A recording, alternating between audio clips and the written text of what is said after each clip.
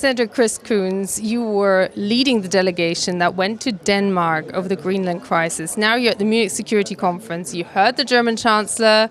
You heard the US Secretary of State Rubio. What's the sense you're getting on what the next steps ahead in the transatlantic relationship are?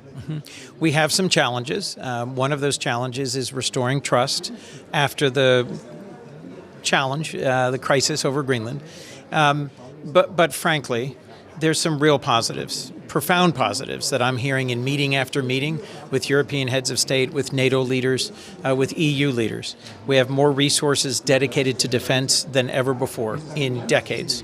Germany in particular is really stepping up. There is strong and sustained support from the United States, from the delegation that is here for NATO, and for the US-EU relationship. And we have a shared commitment to Ukraine and to making sure that Ukraine has the support that it needs to continue to push back against Russian aggression. All of those are positive factors. And frankly, the speech that Secretary Rubio gave today was clearer about the administration, the Trump administration, welcomes and values partnership with Europe. From the delegation from the Senate that I'm a part of here, our message has been also that we deeply respect the service and sacrifice of our NATO allies who deployed with us and served alongside Americans in Afghanistan and Iraq. And in our meeting today with the Danish Prime Minister and Greenlandic leaders, we re-emphasized that appreciation for their sacrifice and their service.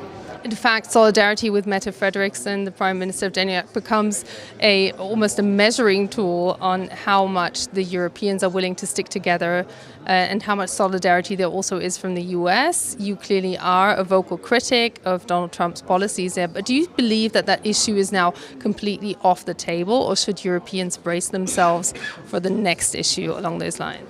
Look, my hope is that what we will do together is more investment in preparing for artificial intelligence and how it's going to transform our economies and our societies, for dealing with the challenges of both China and Russia, and finding ways to come together. But I can't tell you what President Trump is going to do this month or this year, and there may be challenges in the future. As I go back to the United States, what I say over and over is that we deeply appreciate the investments being made by our NATO partners and allies, and I urge my colleagues to come to the Munich Security Conference to listen to the concerns of our European friends and partners, and then to act accordingly. So I was very appreciative that so many Republicans and Democrats came to this event, even though there were lots of challenges at the last minute with our funding resolutions and other issues. Exactly. Many House members had to cancel at the last minute, but what's going to be the message that you take back in terms of how Europe, in the form of that speech by German Chancellor Merz, is now presenting itself and also bracing itself and also drawing a line in the sand there, really, isn't it?